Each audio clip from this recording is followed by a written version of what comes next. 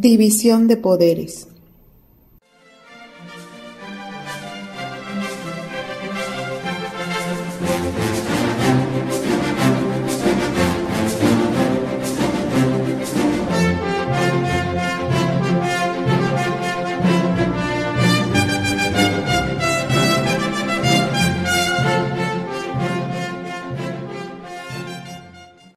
En su libro El espíritu de las leyes, expone que, cuando los poderes legislativo y ejecutivo se reúnen en la misma persona o en el mismo cuerpo, no puede haber libertad. Asimismo, no hay libertad si el poder judicial no se encuentra separado del poder legislativo y ejecutivo.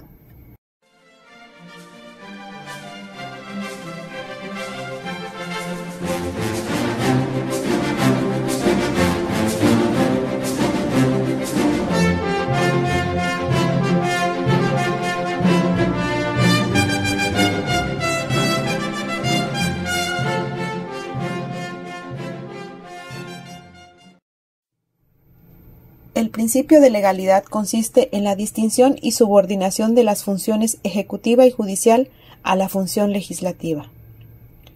El principio de imparcialidad consiste en la separación e independencia del órgano judicial, tanto del órgano ejecutivo como del órgano legislativo. El primer principio, el de legalidad, confirma la inevitable supremacía de la ley, y el segundo, el principio de imparcialidad, garantiza su aplicación efectiva.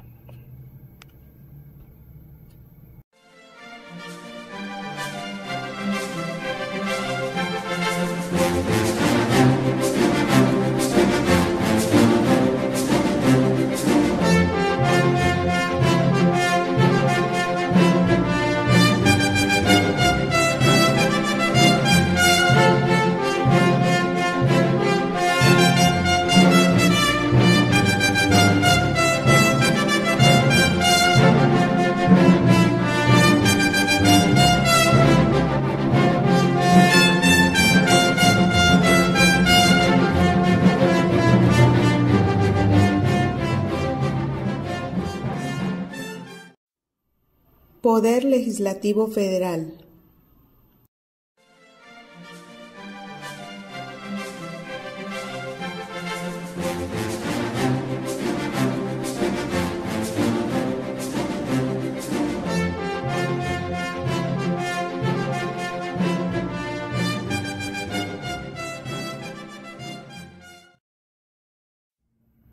Por lo general, decimos que los diputados representan al pueblo y los senadores a los estados, pero tanto uno como otro no son representantes de una sola parte de mexicanos o de una región determinada. Representan a todo el pueblo mexicano, aunque pueden tener más interés hacia donde se encuentran sus electores. Su función primordial es que deben predominar sus deberes hacia toda la nación.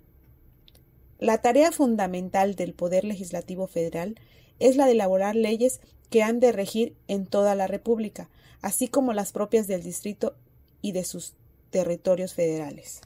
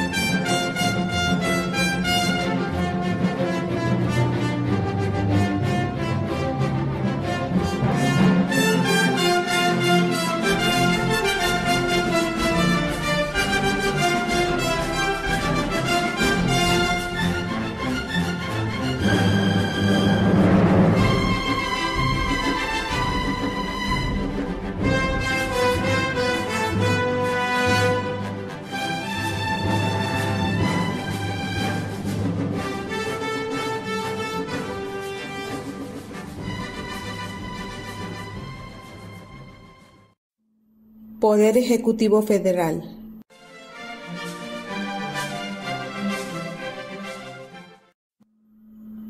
El ejercicio supremo del Poder Ejecutivo de la Unión se deposita en un solo individuo que se denomina Presidente de los Estados Unidos Mexicanos.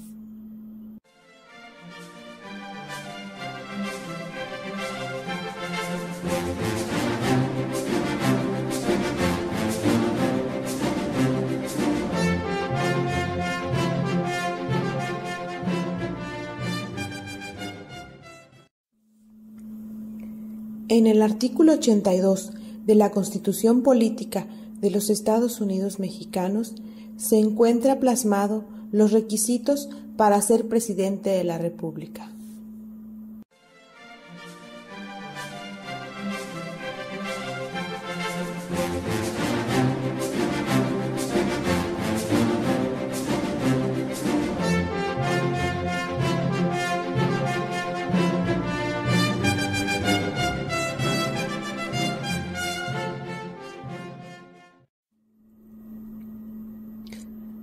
Las facultades del presidente de la República están dispuestas en el artículo 89 de la Constitución Política de los Estados Unidos Mexicanos.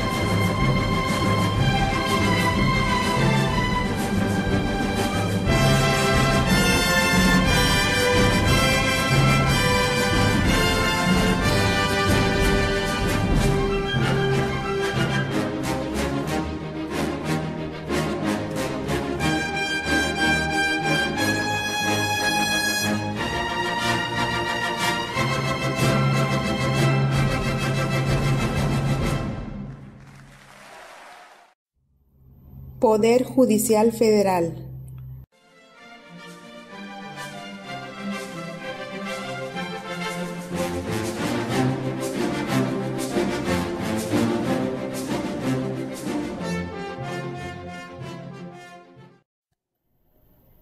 El ejercicio del Poder Judicial de la Federación se deposita en una Suprema Corte de Justicia, en un tribunal electoral, en tribunales colegiados y unitarios de circuito y en juzgados de distrito.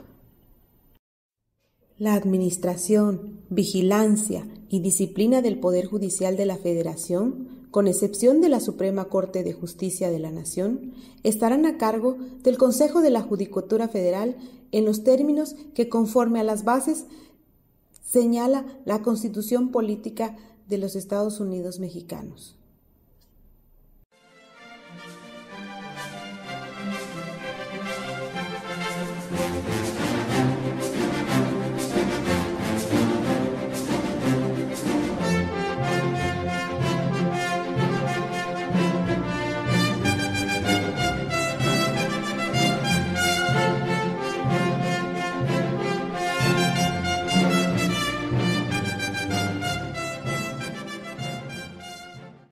La Suprema Corte de Justicia de la Nación se compone por 11 ministros y funciona en pleno o en salas.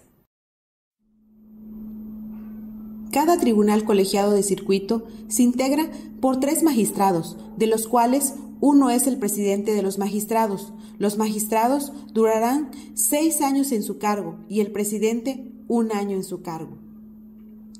Conocen del juicio de amparo directo, de la revisión del amparo indirecto, de la revisión de amparo contra las leyes y revisión de amparo indirecto contra circulares, decretos en sentido impropio, acuerdos. Cada tribunal unitario de circuito se compone de un magistrado. El magistrado durará en su encargo 6 años. Conocen del juicio de amparo indirecto contra actos de otro tribunal unitario.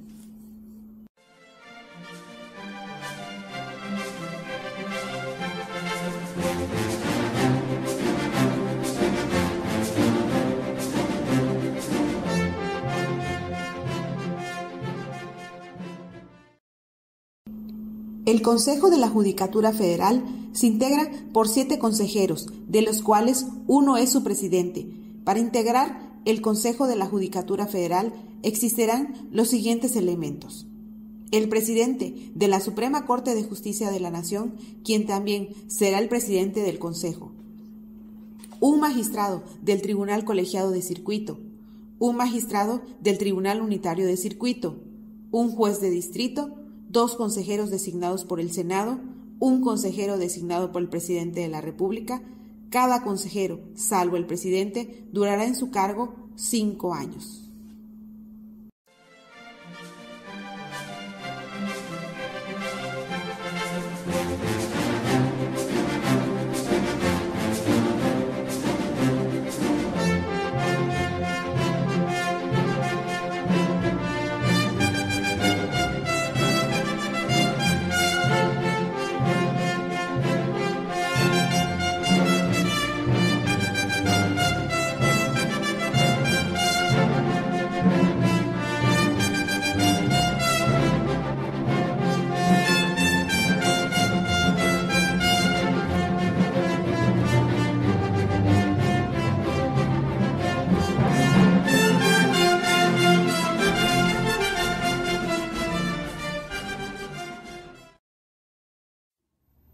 Gobierno estatal.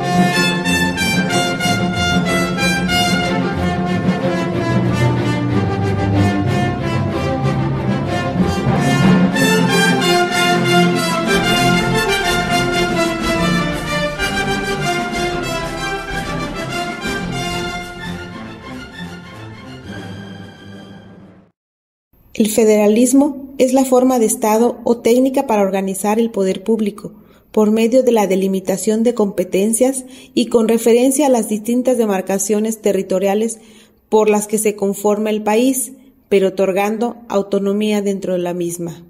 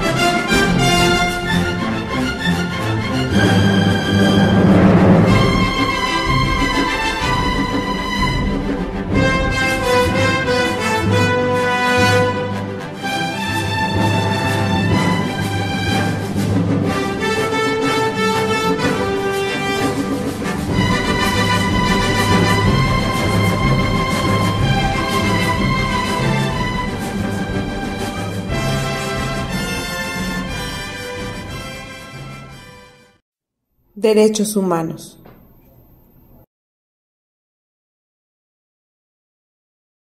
Se señala en el párrafo 3 del artículo 1 la obligación del Estado mexicano de promover, respetar, proteger y garantizar los derechos humanos. De esta forma, queda claro que todo derecho humano reconocido por la Constitución y los tratados internacionales genera obligaciones para las autoridades mexicanas, con independencia del nivel de gobierno que ocupen o de la modalidad administrativa bajo la que estén organizadas. Las obligaciones de las autoridades mexicanas en materia de derechos humanos deberán cumplirse a la luz de los principios de universalidad, interdependencia, indivisibilidad y progresividad de los derechos. Se incorpora en el párrafo 2 del artículo 1 constitucional el principio de interpretación pro persona, muy conocido en el derecho internacional de los derechos humanos y en la práctica de los tribunales internacionales encargados de la protección y tutela de los mismos derechos. Este principio supone que, cuando existan distintas interpretaciones posibles de una norma jurídica, se deberá elegir aquella que más proteja al titular de un derecho humano. El Estado mexicano señala en el artículo 1 constitucional, a partir de la reforma, que debe prevenir, investigar, sancionar y reparar las violaciones de derechos humanos.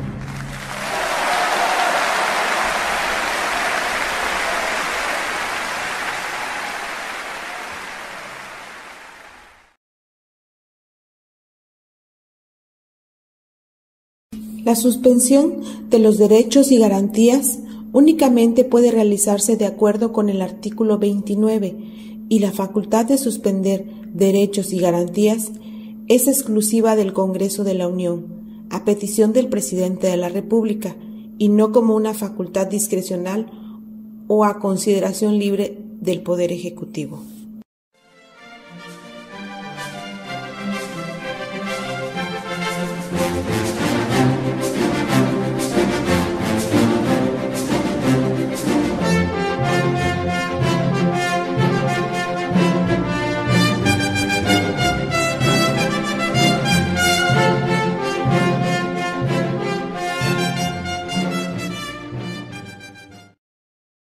El juicio de amparo es el medio protector por excelencia de los derechos humanos y sus garantías establecidas en la Constitución Política de los Estados Unidos Mexicanos.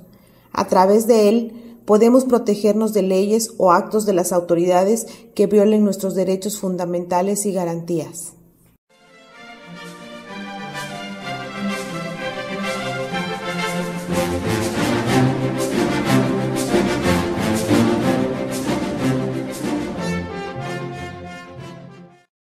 Existen dos tipos de juicios de amparo, el directo y el indirecto. El indirecto es competencia de los juzgados de distrito y en algunos casos de los tribunales unitarios de circuito.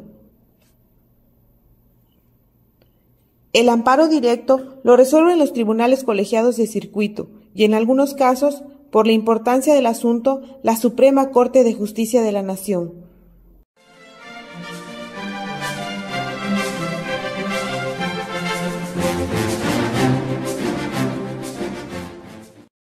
Los juicios de amparo son resueltos por los tribunales de la Federación. Esto significa que los jueces de distrito, los magistrados de tribunales unitarios y colegiados de circuito, así como los ministros de la Suprema Corte de Justicia de la Nación, pueden conocer de los juicios de amparo.